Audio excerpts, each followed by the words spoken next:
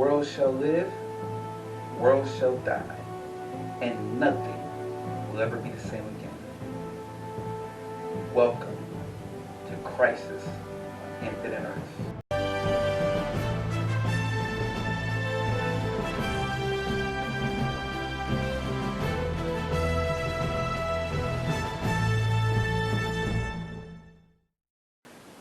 What's up, y'all? TC Battle, aka the CROC De La 513, broadcasting from Battle Boy Royale. That's right, y'all. We in this thing, and today we talking about Crisis on Infinite Earth, Part 2, the Batwoman episode, essentially, but not really, but kind of, sort of. I'll get to that.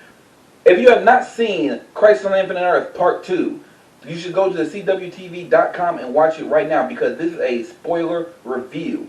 Alright? I will be spoiling what happened in this episode and in the previous episode. So if you didn't watch the previous episode, you shouldn't be watching part 2 of my review. But if you don't care, go ahead and keep going.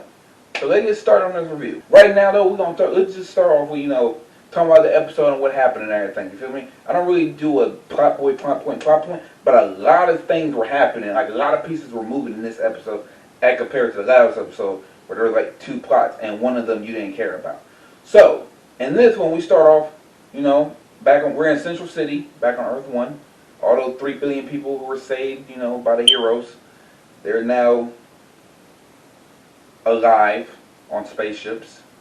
Sarah, Kara, and Kate, for some reason, are all sitting together sharing a drink, reminiscing on the fact that Oliver is dead. Not Renee, not Dinah, not Diggle. The people who, worked with him on a day-to-day basis. They don't even know he's dead, I'm pretty sure. Alright? And then Mia gets a wild idea to bring Oliver back to life, and Sarah's down for this. I could have sworn we had a whole story arc with Sarah about how she doesn't approve of the Lazarus Pit or bringing people back to life since it didn't work out well for her. It drove her crazy and it makes you a murderer being brought back to life with the Lazarus Pits. But she's all down for the plan. Now, they did point this out. She did say she was down for the plan. Only if Constantine can put Oliver's soul into his body once he's resurrected. They usually have the problem that when people resurrect, they don't resurrect right. You feel me? So that's a plot line that's happening. All right, they go to Earth 18 where they meet an evil Jonah Hex who tries to rape Mia. He gets his ass kicked, and Sarah cuts his face because this is a pre-cut Jonah, I guess. And they bring Oliver back to life, but for some reason, the antimatter in the air is blocking Constantine's magic. So now Oliver is essentially just a rabid wild dog. Alright, so that's that plot point. This has literally, as far as I can tell, nothing to do with Crisis on Infinite Earth. It's been a while since I've read the book, but I don't remember anything like that happening. Second plot point. They go to Earth 78-4 because they need a wave rider, and Sarah said that she promised her team that they wouldn't be involved in any crossovers. I guess some fourth wall breaking. So that's going to be interesting when we come to the Legends of Tomorrow episode of the Crisis on Infinite Earth event. They go to on the wave rider, Mickey is wielding the fire gun and the ice gun. And the voice of Gideon is now Leonard Snart, the guy who played, Leonard Snart, a.k.a. Captain Cold, or Citizen Cold, depending on what Earth you live on. Or in this case, Gideon, I guess. A MacGuffin is brought in, out of nowhere. So, the Monitor mentions that he had the Book of Destiny, which was destroyed during Elseworlds, alright? I didn't talk about the plot of Elseworlds. I don't even remember it, honestly. But apparently the Book of Destiny was destroyed. He went back in time, he grabbed it. He can't bring Oliver back because his powers are weakening. He can't bring back Earth 38 because that would cause too much strain on someone and would probably kill them. Which is probably a foreshadow to the fact that Kara is going to do it, which I'll explain later on. And he mentioned that there are 7 paragons, alright? So there's a paragon of truth, hope, courage, destiny, and I don't know the other 3. I don't think they ever said the other 3. They're still looking for them. Black Lightning is probably one of the other 3. So, Sarah is the paragon of destiny. Kara is the paragon of hope. The Bat of the Future is the paragon of courage. And the Superman who has lost more than any man is the paragon of hope. No. Truth. Yes. Yeah, Superman, the host of truth. So they go. So the, so the group breaks up into teams. Lois Lane, Clark Kent, and Iris, for some reason, they all go off to find Superman. Right now, so they go looking for the Superman. All right, first they go to see the Tom Welling Superman, who gave up his superpowers, so he's no longer Superman. All right, but like I said, something about his design reminds me of the Superman from Kingdom Come, as in the farmer Superman. You feel me? But they then find Brandon Routh Superman, who is based on when Brandon Routh played Superman in Superman Returns, which in turn was a sequel to the Richard Donner Superman. So essentially, you're getting all movie Superman in one Superman. You feel me? And his design is based on the Kingdom Come, or even the Kingdom Come Superman with the black S. I got a picture. It should be up right now. They meet up with him, and he's like, "Yeah, I'm willing to do this." And they like notice on like his wall, he has like a bunch of memorial plaques to like Jimmy, Perry, and Lois, and like a bunch of other people. And they're like, "What the heck happened?" And he said that some guy who felt he wasn't getting enough publicity from the Daily Planet decided to play a prank on us. It's supposed to be the Joker. They can't say the Joker, but it's the Joker, okay? And he gassed the Daily Planet and he killed all these people. So like pretty much the entire staff of the Daily Planet was killed. Therefore, meaning the requirement man of truth. I mean, the Superman who has lost more than any man, and also the paragon of truth. Okay? So, at first they're like, "Oh, well, you gonna come with us and help us save the multiverse?" And he's like, "You know what? That's not the craziest thing I ever heard." And he disappeared and comes right back. And he got the Superman outfit on with like the red S with the black background based on the Kingdom Come Superman. And he got the gray hair going on and stuff. And they're like, "Oh, cool." Meanwhile, for some reason, the Monitor have brought Lex Luthor back from the dead, and he's now a villain who's running around with the Book of Destiny, killing Superman. This is probably an homage to the Psycho Pirate, because you got our hero, but then Lex Luthor shows up with the book and decides to turn the Brandon Routh Superman into a villain and make him attack the Superman of Earth 38, even the one from Supergirl.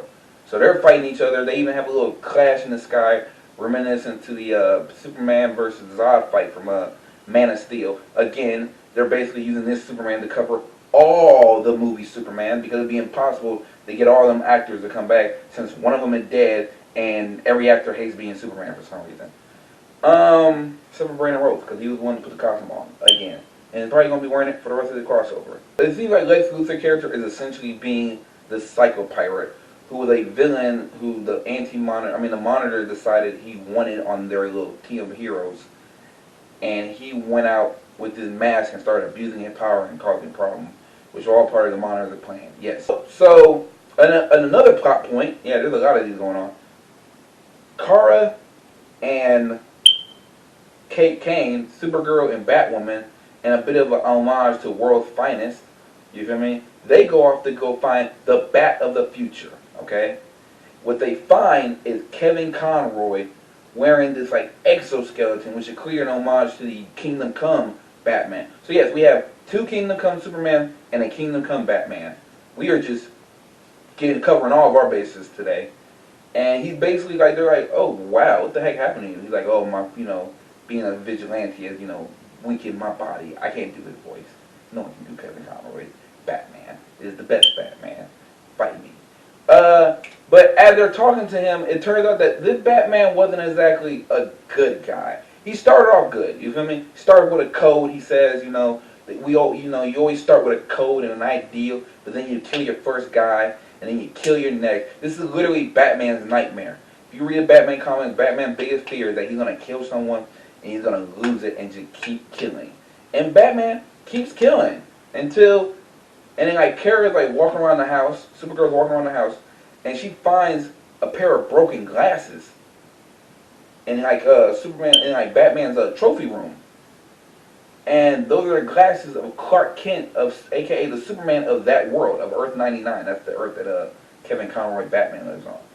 Batman killed Superman. Granted, fighting him put him in that, the exosuit that he has to use to walk around. But he killed Superman, and he's the crazy, evil person, So now, he trying to kill Kara, and then, Batwoman steps up to him like, "Nah, if you gonna kill her, you gotta kill me." and I guess he was wanting to do it, but they, Batwoman fights him off, and then she accidentally kills him on some open electric cords, and he doesn't believe there's hope anymore in the world, and he wasn't going to help them anyway.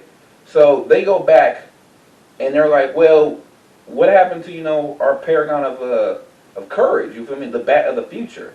And then the Monitor tells her, Kate Kane, you are the Bat of the future. Which I couldn't help but roll my eyes. Okay. I watched Jay Washington. He did a little podcast after the show to explain some stuff, and he made a good point as to why they're pushing Kate Kane to be Batwoman. This is because Batman is too expensive. All right, Batman is too expensive, and there's too many logistical issues with using Batman on a TV show. You feel me? So Batwoman is a character no one cares about. They probably bought her for a dime a dozen. I mean, pennies to the dollar. You know what I'm saying? So they have Batwoman. They're like, well, where's you gonna make her the Batman? So she's our Batman now. All right, Supergirl is our Superman. Batwoman is our Batman. You feel me? And Mia is our new Green Arrow. The reason why they're all doing the female characters is because no one fucking cares about Mia Deirdre, aka Arrowette from the damn comic books. Supergirl is kind of popular, but she's not Superman popular, and no one cared about Batwoman except for I guess comic book fans. You feel me? Because she's not a really great character in the comics. Personal opinion aside, what else happened? I think that's it. I think I covered everything. So a lot of this episode hasn't really been pulling a lot of homage from the original Crisis of Infinite Earth comic. Except for the 7 Paragons, which I don't remember. I have to go rereading the comic book to see if I can find anything on that, especially for the sake of this video, so I can have an image of the 7 Paragons and who they originally were. There is one thing, however, that is from the comic books that they use in this episode. Alright? Lila Harbinger is having some headaches. And it turns out she's being controlled by the Anti-Monitor. Okay? So if you haven't been keeping up with these reviews, because I talk a lot, I talk really fast and I kind of fly through this stuff and I have a list and whatever. There is the Monitor, who is the good guy, and then there is the Anti-Monitor, which, if you can't guess by his name, is the bad guy. Okay? He, in the comics, that might be spoiling. I'm not going to tell you what happened in the comics.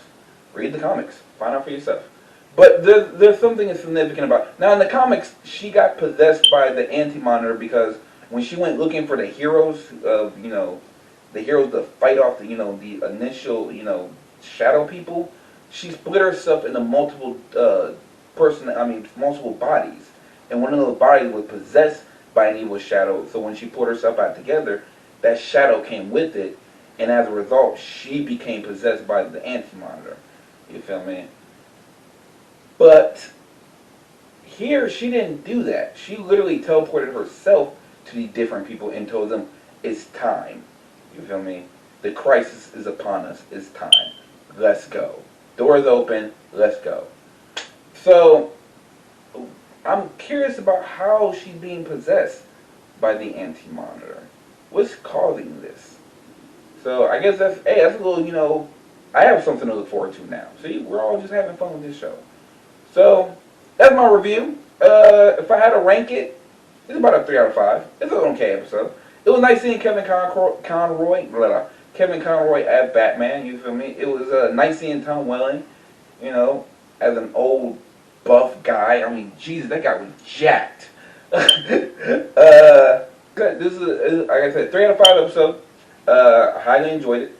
I look forward to the next episode. Black Lightning is going to be in the next episode from what I've been reading. So, if you like my review, go ahead and give me a like. If you didn't, give me a dislike. It doesn't matter.